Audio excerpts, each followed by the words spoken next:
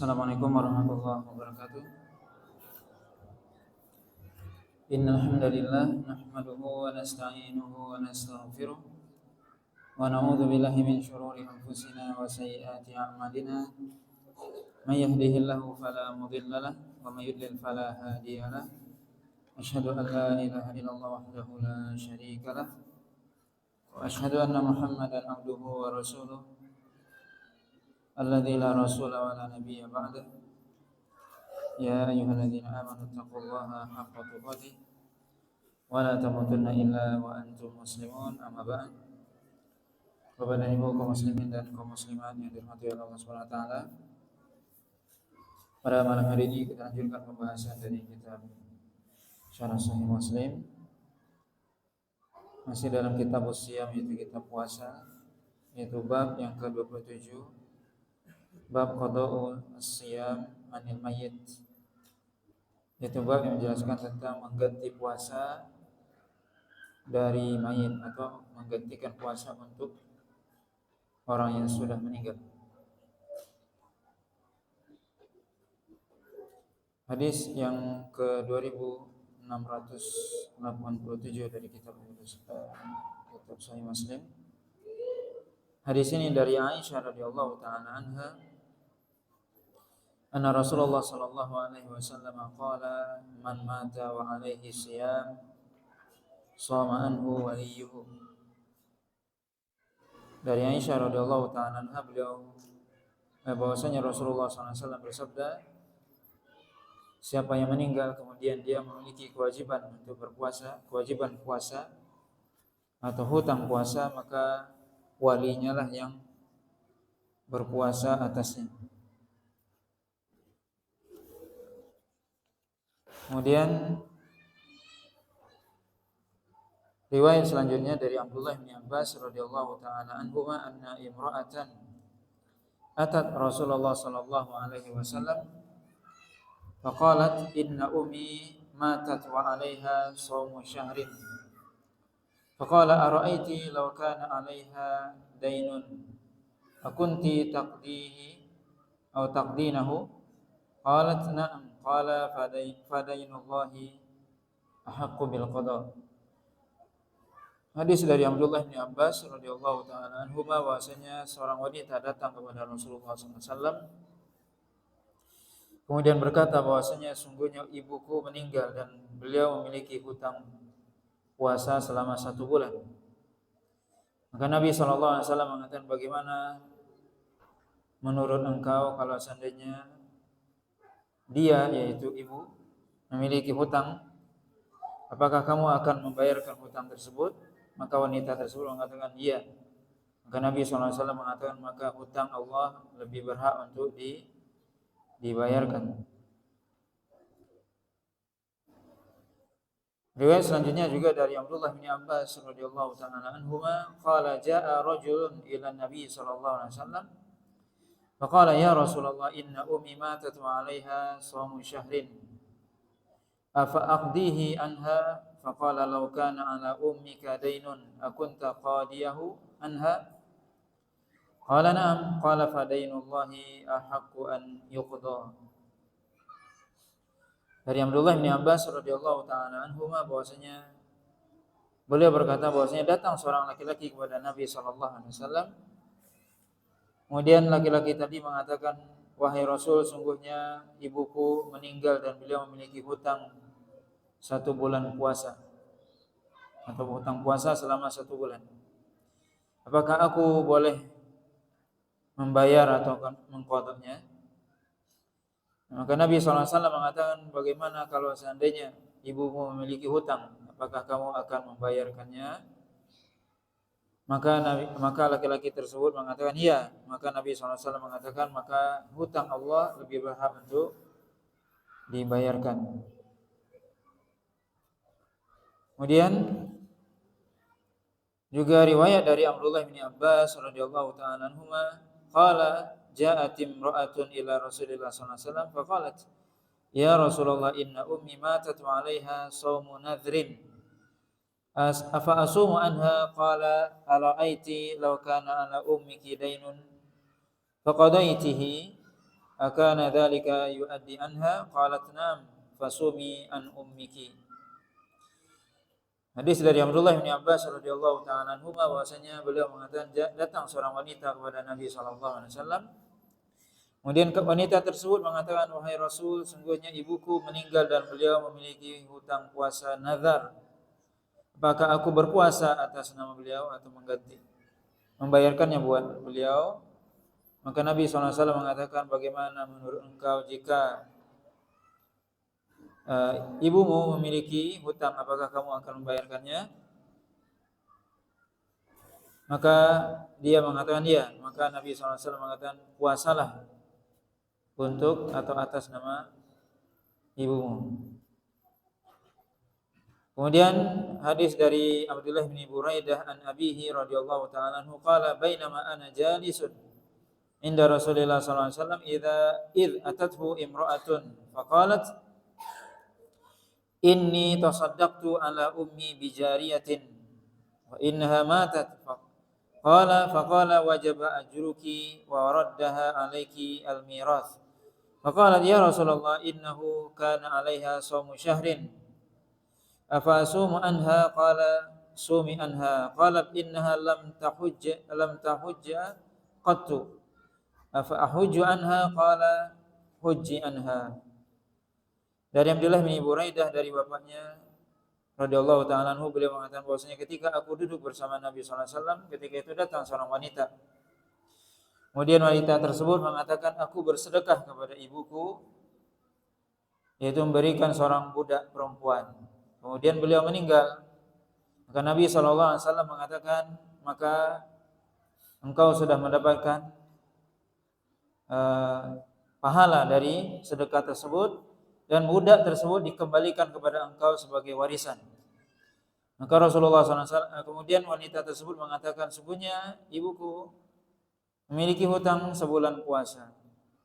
Apakah aku berpuasa untuknya? Maka Nabi mengatakan sumi anha, maka berpuasalah untuknya. Kemudian wanita tersebut mengatakan, sungguhnya ibuku belum pernah haji. Apakah aku boleh menghajikannya? Maka Nabi mengatakan, hajikanlah dia. Bapak dan Ibu yang dirahmati Allah Subhanahu wa taala, ini disebutkan 6 hadis oleh Imam Muslim tentang bab mengqadha atau membayarkan puasa bagi orang yang sudah meninggal atau untuk orang yang meninggal.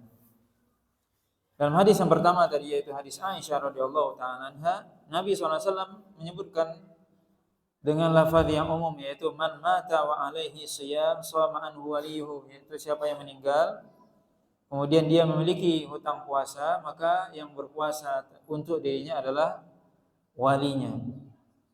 Maka wali di sini adalah tentunya karib kerabatnya, anaknya, saudaranya. Kemudian di sini para ulama menjelaskan apa hukum puasa atas orang yang sudah meninggal.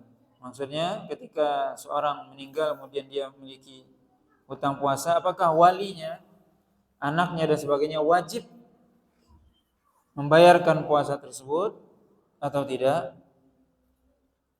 Maka sebagian besar para ulama mengatakan bahwasanya itu tidak wajib, tapi hukumnya adalah sunnah atau mustahab, di mana dianjurkan tapi tidak diwajibkan.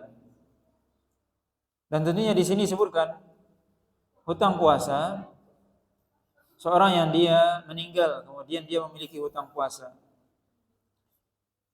maka tentunya dilihat dia ketika dia meninggal tersebut, apakah dia memiliki waktu untuk membayarkan puasa tersebut atau tidak. Maksudnya adalah kita mengetahui bahwasanya dalam hadis sebelumnya disebutkan bahwasanya membayar hutang puasa itu adalah termasuk wajib yang muasa, artinya wajib yang boleh diakhirkan, waktunya luas. Yaitu boleh dibayarkan mulai dari bulan Syawal sampai bulan Sya'ban, sebelum datang Ramadan berikutnya. Berarti waktunya sangat panjang. Artinya boleh seorang dia mengakhirkan membayar hutang sebagaimana Aisyah membayarkan hutang puasanya pada bulan Sya'ban. Walaupun yang lebih utama adalah menyegerakan. Di sini seorang yang dia meninggal, kemudian dia memiliki hutang puasa, maka dilihat orang tersebut, misalnya dia meninggal dalam keadaan yang kalau seandainya dia, tentunya ada beberapa keadaan. Pertama, kalau seandainya dia meninggal dan dia tidak memiliki waktu untuk membayarkan hutang tersebut. Maksudnya dia pada bulan Ramadan misalnya sakit. Kemudian sakitnya berlanjut sampai bulan Rajab misalnya. Bulan Sya'ban dia meninggal. Maka berarti apa? Dia tidak ada kewajiban untuk membayar hutang puasa karena dia sakit yang tidak mungkin untuk dia membayarkan hutang. Maka tidak ada kewajiban bagi dia sendiri dan juga tidak dianjurkan bagi wali untuk membayar hutang puasa karena dia tidak mungkin untuk membayarkan puasa. Dia sakit Ramadan sampai seterusnya. Itu yang pertama. Yang kedua, misalnya dia seorang sakit pada bulan Ramadan, kemudian dia bulan Syawal sehat. Kemudian dia tidak mengqadha. Kemudian misalnya dia pada bulan Muharram kemudian sakit kembali, kemudian setelah itu meninggal. Maka di sini berarti dia memiliki fase atau waktu untuk mengqadha. Maka di situ para ulama menjelaskan ya dianjurkan bagi walinya untuk dia mengqadhakan atau membayarkan. Walaupun sebagian tadi disebutkan bahwasanya ya, boleh dia mengakhirkan mengqadha Ramadan sampai bulan Sya'ban.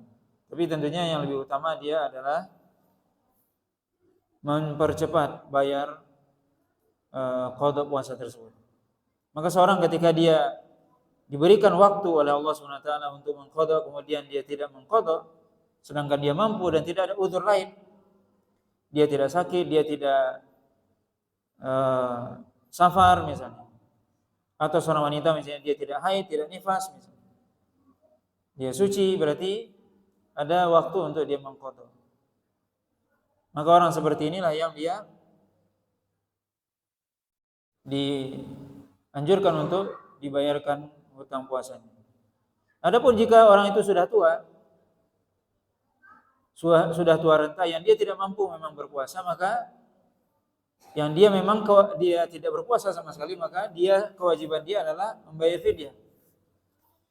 Maka kalau dia meninggal misalnya dan dia tidak berpuasa misalnya pada bulan Ramadan, maka tentunya dianjurkan bagi walinya untuk membayarkan fidyah. Tapi para ulama menjelaskan itu tidak diwajibkan, tapi dianjurkan.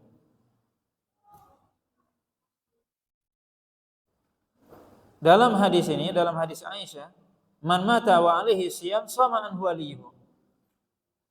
Siapa yang dia meninggal, kemudian dia memiliki hutang puasa, maka walinya berpuasa atasnya atau mempuasakannya. Ini jelas hadis yang sahih yang dengan jelas di sini bahwasanya hutang puasa dibayar puasa. Ada sebagian hadis yang disebutkan oleh Imam Nawawi, ada hadis yang disebutkan oleh Imam Nawawi bahwasanya seorang yang dia berpuasa kemudian dia kemudian dia meninggal, maka walinya bukan membayar dengan puasa tapi memberikan makan atau it'am. Hadis itu disebutkan oleh Imam Nawawi tidak sabit atau ya lemah. Tetapi kata Imam Nawawi, kalau seandainya hadis itu sahih atau benar, berarti boleh dua-duanya. Artinya boleh seorang membayarkan puasa atau dia membayar dengan membayar fidyah untuk walinya yang meninggal tersebut.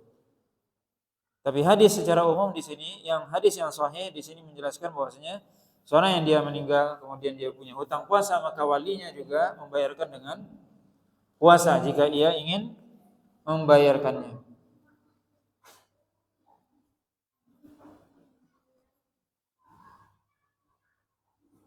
Kemudian hadis Abdullah bin Abbas di sini disebutkan bahwasanya ada seorang wanita yang datang kepada Nabi SAW, kemudian wanita tersebut mengatakan bahwasanya ibunya meninggal dan memiliki hutang puasa 1 bulan. Kemudian apa? Dia bertanya, bolehkah dia menggantikan puasanya atau membayarkan puasanya? Kata Nabi, maka Nabi di sini membuat atau apa? Menjawab dengan menggunakan kias. Dan ini salah satu kias. Ya, Nabi sendiri mengajarkan kias, sehingga kias itu adalah menjadi dalil syar'i. Nabi mengatakan di sini, bagaimana kalau seandainya ibu memiliki hutang kepada manusia? Kemudian apakah kamu membayarkannya? Kata wanita tersebut, tentu iya. Dan itu bisa dianggap lunas. Berarti begitu juga kata Nabi SAW, maka hutang Allah lebih berhak untuk dibayarkan. Ini menunjukkan bahwasanya ya, bolehnya seorang berpuasa atas walinya kalau memang walinya memiliki hutang puasa. Kemudian riwayat selanjutnya tadi disebutkan adalah seorang laki-laki. Jadi di sini memang dilihat ada 2 riwayat dari Abdullah bin Abbas. Riwayat pertama menyebutkan yang datang adalah seorang perempuan, seorang wanita bertanya kepada Nabi SAW. Riwayat yang kedua juga dari Abdullah bin Abbas, yaitu yang datang adalah seorang laki-laki bertanya kepada Nabi SAW dengan pertanyaan yang sama, yaitu juga ibunya meninggal kemudian memiliki hutang 1 bulan puasa. Hutang puasa selama satu bulan. Maka Allah Ta'ala bisa jadi adalah kisah yang berbeda, atau kata sebagian ulama perawi hadis yang mungkin lupa dalam menyebutkan hadis ini apakah laki atau perempuan, tapi Allah Ta'ala di sini sebutkan tidak mempengaruhi kesahihan hadis tersebut, di mana dalam riwayat yang pertama seorang perempuan, yang kedua laki-laki. Kemudian riwayat yang ketiga dari Abdullah bin Abbas tadi adalah ada tambahan di sini, di mana wanita yang datang kepada Nabi SAW mengatakan, ibuku meninggal kemudian beliau memiliki hutang puasa nazar. Sedangkan tadi tidak ada, hanya umum. Hadis Aisyah umum, hadis Abdullah bin Abbas yang pertama dan yang kedua umum, bahwasanya ibunya memiliki hutang puasa. Riwayat yang ketiga dari Abdullah bin Abbas menyebutkan, ibuku memiliki hutang puasa nazar. Puasa nazar. Apakah aku boleh membayarkannya? Maka Nabi mengatakan iya. Maka di sini riwayat Abdullah bin Abbas yang ketiga ini dengan riwayat ini sebagian para ulama mengkhususkan bahwasanya yang dibayarkan qada puasa itu hanya puasa nazar. Ya, kalau puasa Ramadan tidak dibayarkan atau tidak dianjurkan atau tidak disyariatkan untuk mengqada puasa Ramadan. Kenapa dibedakan? Pertama, di sini lafaz hadisnya sangat jelas, yaitu menyebutkan puasa nazar.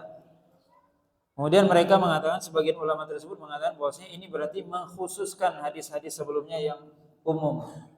Yang mana tadi disebutkan hadis puasa secara umum saja. Dia memiliki hutang puasa selama 1 bulan. Puasa apa enggak dijelaskan.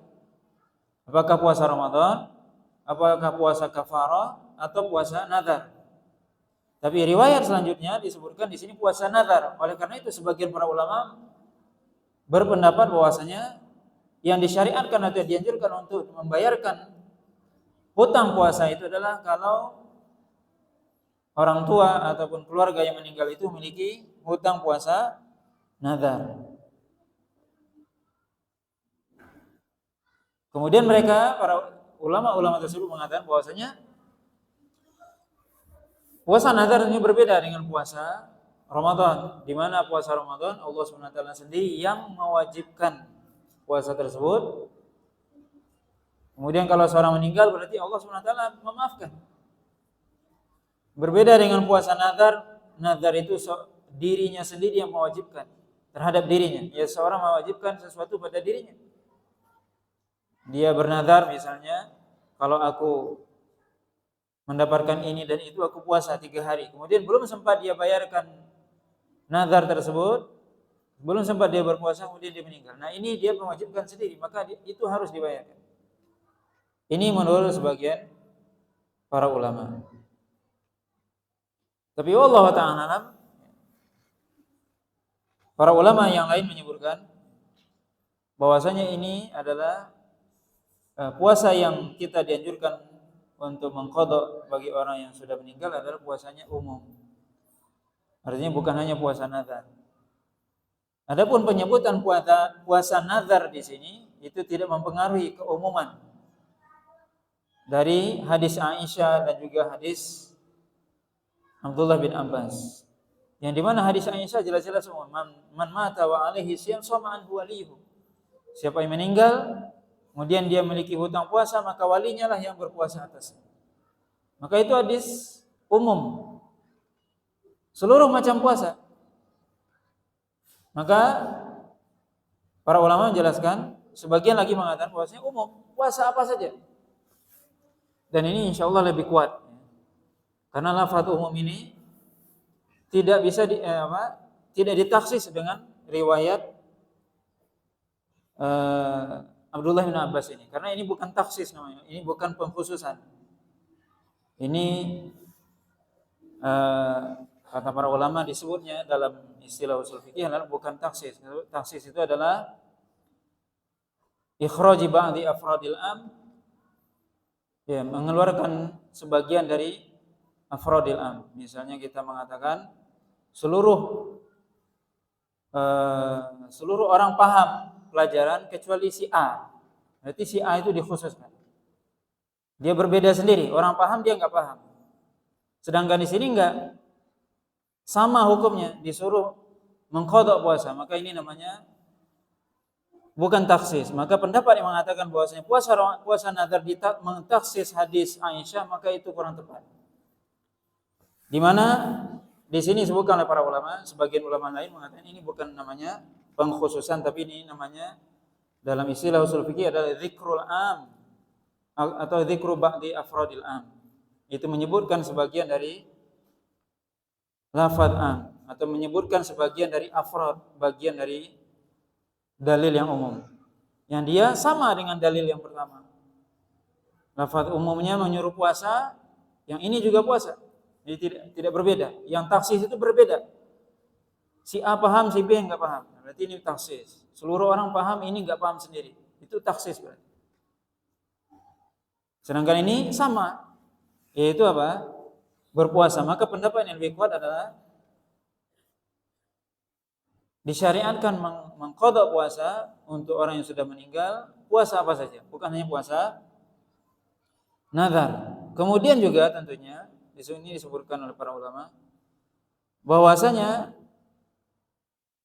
puasa secara umum yang lebih banyak adalah orang yang memiliki hutang puasa Ramadan. Bukan nazar. Nazar itu sangat jarang orang bernazar. Maka tentunya ketika datang laki-laki ataupun perempuan di zaman Nabi yang bertanya kepada Nabi, maka ketika disebutkan ibuku memiliki hutang, maka hutang itu akan yang pertama kali kita pikirkan adalah puasa Ramadan. Kenapa? Karena itulah orang yang banyak puasa memiliki hutang Ramadan. Karena perempuan dia haid ataupun nifas. Sedangkan bernazar itu sangat jarang orang bernazar. Maka di sini disebutkan bahwasanya pendapat yang lebih utama dalam hal ini adalah dianjurkannya seseorang untuk membayar mengqadha puasa bagi orang yang sudah meninggal, baik itu puasa Ramadan ataupun puasa nazar ataupun kafarah dan sebagainya.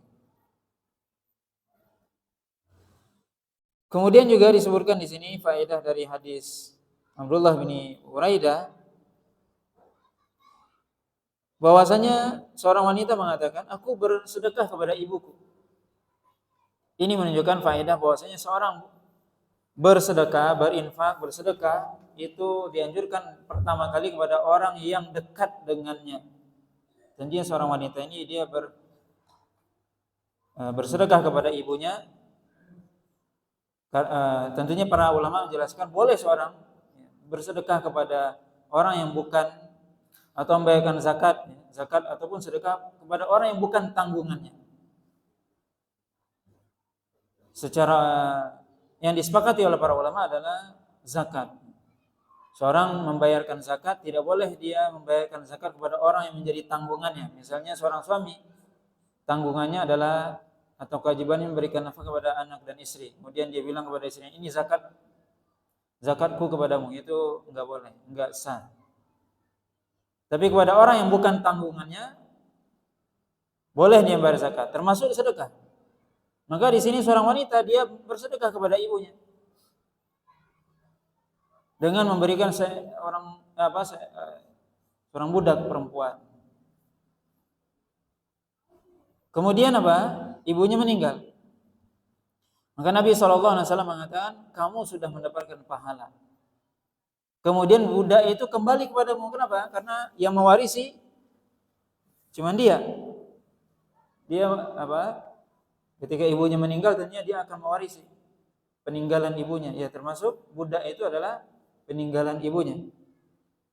Maka para ulama menjelaskan bolehnya seseorang ketika dia memberi hadiah, kemudian hadiah itu dikembalikan kepada dia. Dia memberikan hadiah atau dia bersedekah. Di sini jelas sedekah. Dia bersedekah. Kemudian sedekah itu dihadiahkan kembali kepada dia. Itu dibolehkan dengan hadis ini. Ya, seorang wanita ini bersedekah kepada ibunya, kemudian dia secara warisan dia mendapatkan kembali budak tersebut. Yang tidak boleh disebutkan oleh para ulama adalah seorang ketika dia bersedekah, memberi, kemudian dia membeli kembali yang disedekahkan, maka itu tidak dibolehkan. Dan itu pernah terjadi di zaman Nabi SAW ketika Umar atau Jabir. Ketika itu, ya Umar kalau tidak salah, beliau memberikan seekor keledai kepada seorang sahabat. Kemudian keledai tersebut ternyata sudah berjalan waktu, dilihat oleh Umar itu enggak dijaga, enggak dipelihara. Sampai mungkin kelihatan kurus dan sebagainya. Kemudian apa? Umar pengen membelinya kembali. Biar aku belilah keledai itu kembali. Sayang. Maka itu disampaikan kepada Nabi SAW, maka Nabi tidak membolehkannya. Maka seorang ketika dia sudah bersedekah atau memberikan hibah, memberikan hadiah kepada orang lain, dia tidak boleh membeli kembali. Membeli tidak boleh. Tapi kalau dihadiahkan kembali kepada dia, diberikan lagi kepada dia, boleh diambil. Tapi kalau dia membeli, tidak boleh. Kenapa dibedakan membeli dengan memberikan hadiah? Membeli berarti dia, kalau seorang itu memberikan hadiah kembali, maka itu dengan sukarela tentunya. Dihadiahkan kembali kepada orang yang memberinya tadi. Berarti sukarela. Tapi kalau seandainya membeli, bisa jadi orang yang diberi dia nggak mau jual sebenarnya, tapi dia karena nggak enak. Oh, aku dikasih sama dia kok. Dia sekarang mau beli. Dan kemudian dia akan tentunya menjual dengan harga di bawah standar. Misalnya dia kasih tadi kendaraan tadi 100 juta misalnya. Kemudian dia beli lagi. Tidak mungkinlah dia jual 100 juta juga. Orang itu memberi kepada saya gratis. Pasti dia kurangi. Maka para ulama menjelaskan itu tidak boleh dia beli kembali sebuah atau sesuatu yang sudah dia hibahkan atau sedekahkan, berikan kepada orang lain, tidak boleh dibeli kembali. Tapi kalau diberikan oleh orang itu tidak ada masalah. Berarti dia sukarela, tidak ada masalah. Tapi kalau dia beli, dikhawatirkan itu termasuk apa? Dia berjual beli dengan seorang dengan dasar ya tidak enak. Kemudian juga dikhawatirkan seorang ingin kembali kepada hibahnya dan itu dilarang oleh Nabi SAW. Ketika seorang sudah menghadiahkan sesuatu, tidak boleh dia ambil kembali. Maka kalau dia beli, maka seolah itu menjadi jalan atau cara ketika seorang untuk kembali kepada hibahnya. Itu dilarang oleh Nabi SAW. Nabi SAW mengatakan dalam sebuah hadis, al-a'id fi hibatihi, orang yang kembali atau mengambil kembali hibahnya seperti anjing, kata Nabi, yang mengambil kembali ludahnya. Maka itu dilarang oleh Nabi SAW. Ketika seorang sudah menghadiahkan sesuatu pada orang lain, kemudian dia ambil kembali, itu enggak boleh. Termasuk di sini, walaupun dia beli itu tidak dibolehkan, karena itu dilarang oleh Nabi SAW. Kemudian bab selanjutnya, yaitu bab as-shaim yud'a li ta'amin falyaqul inni shaim, yaitu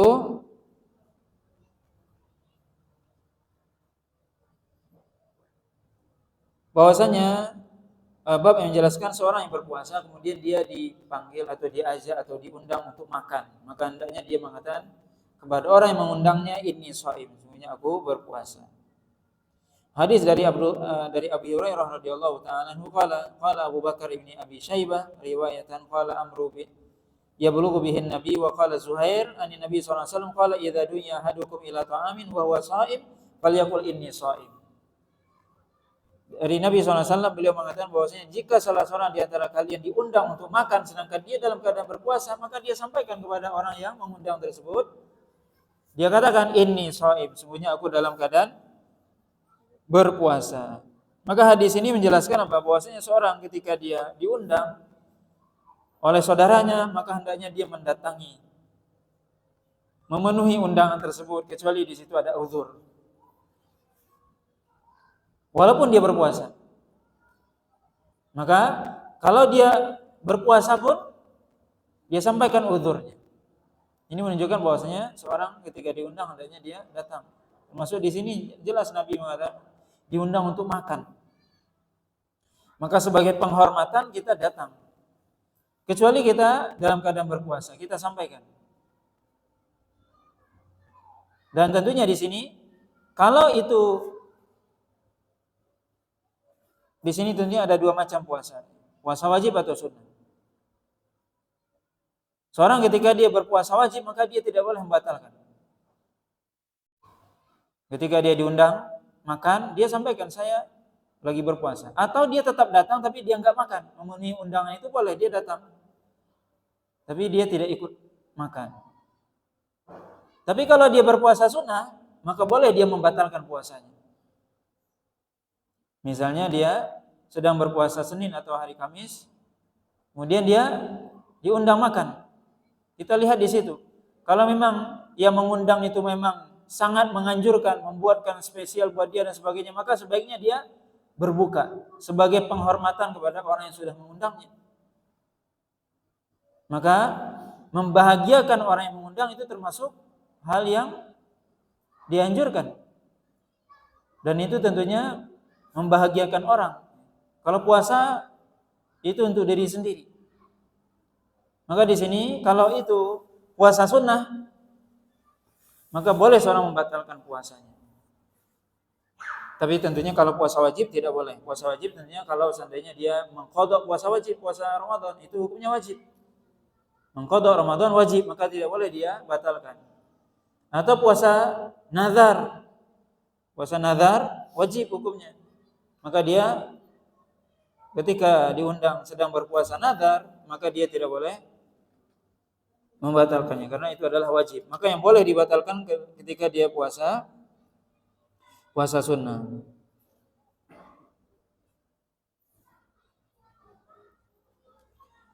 Kemudian bab selanjutnya yaitu bab hifdzul lisan lis-shaim, yaitu menjaga lisan bagi orang yang sedang berpuasa. Hadis juga dari Abi Hurairah radhiyallahu ta'ala anhu riwayatan qala idza asbaha ahdukum yawman sha'iman fala yarfuth wala yajhal fa in imru'un syatamahu aw qatalahu falyaqul inni sha'im. Dari Abi Hurairah radhiyallahu taala anhu, beliau mengatakan bahwasanya Rasulullah SAW bersabda, jika salah seorang di antara kalian berpuasa, maka janganlah dia mengatakan fala yarfuth, maka janganlah dia mengatakan perkataan yang kotor, yang keji. Wala yajhal, maka juga dia tidak mengatakan perkataan yang di dalamnya ada kejahilan, maksudnya perkataan yang menyinggung orang dan sebagainya. Kalau yarfuth artinya perkataan kotor. Kita mungkin mengatakan perkataan yang tidak senonoh dan sebagainya.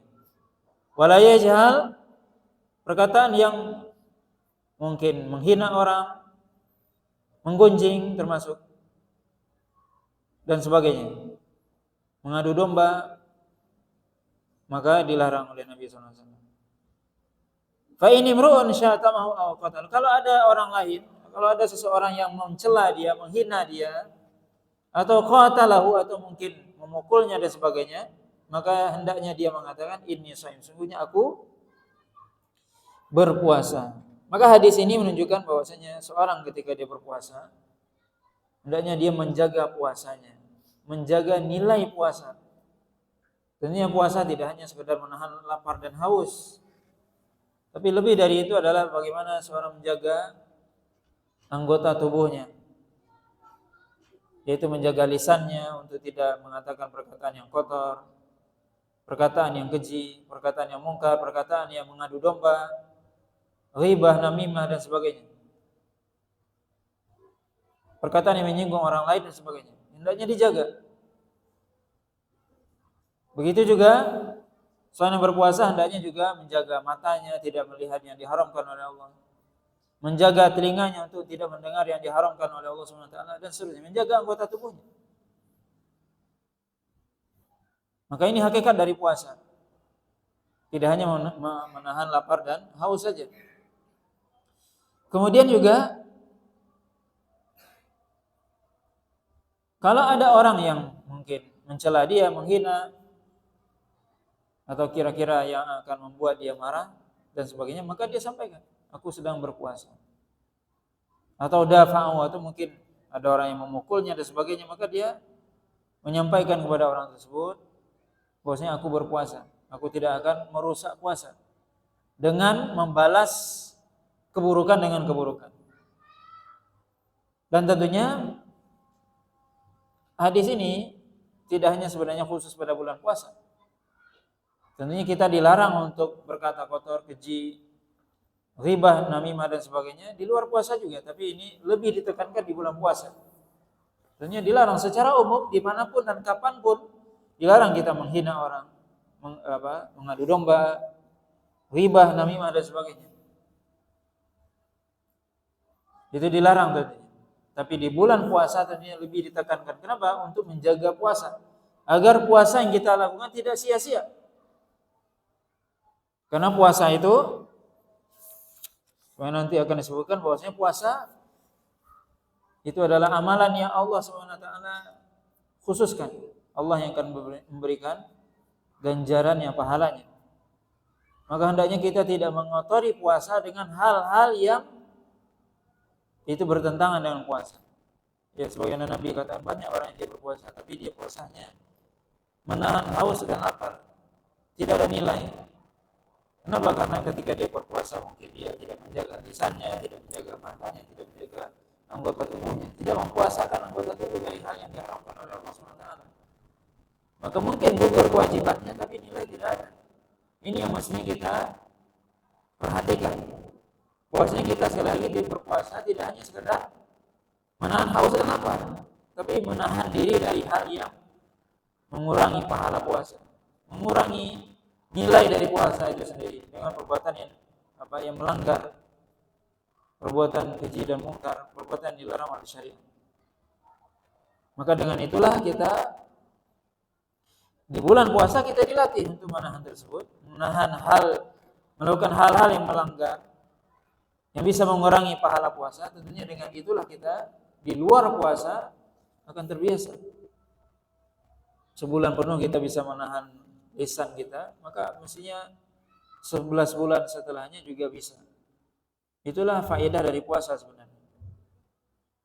Maka ini Nabi SAW menjelaskan kepada kita ketika kita puasa, kalau ada, kita tidak boleh mengatakan suatu hal yang bertentangan syariat. Kalau ada orang yang mungkin mencela, menghina, maka kita menjelaskan kepada dia bahwasanya kita sedang berpuasa.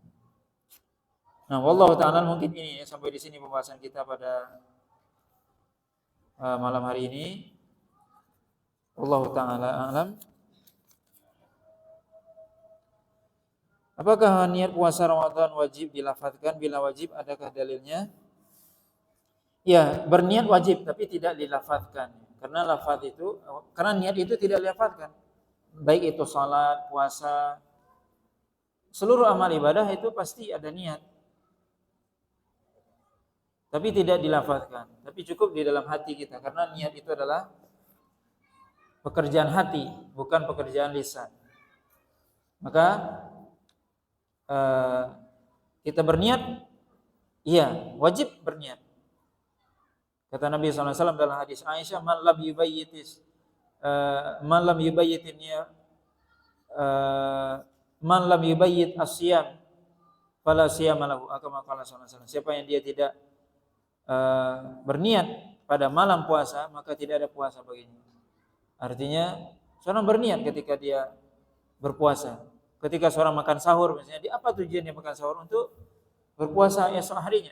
Itulah niat. Tidak perlu dia melafazkan dengan mengatakan nawaitu shauma ghadin. Itu tidak ada dianjurkan oleh Nabi, tidak diajarkan oleh Nabi SAW. Tapi niat itu cukup di hati kita, karena memang niat adalah pekerjaan hati. Tapi tentunya tetap berniat. Ya wajib, niat itu wajib. Segala sesuatu harus ada niatnya. Salat niat, kemudian puasa niat. Seluruh ibadah kita atau setiap pekerjaan pasti ada niat. Kita datang ke masjid apa? Pasti ada niat. Kalau segala sesuatu pasti ada niatnya, tapi niat itu tidak mesti dilafadzkan, karena itu adalah pekerjaan hati, bukan pekerjaan lisan. Nah,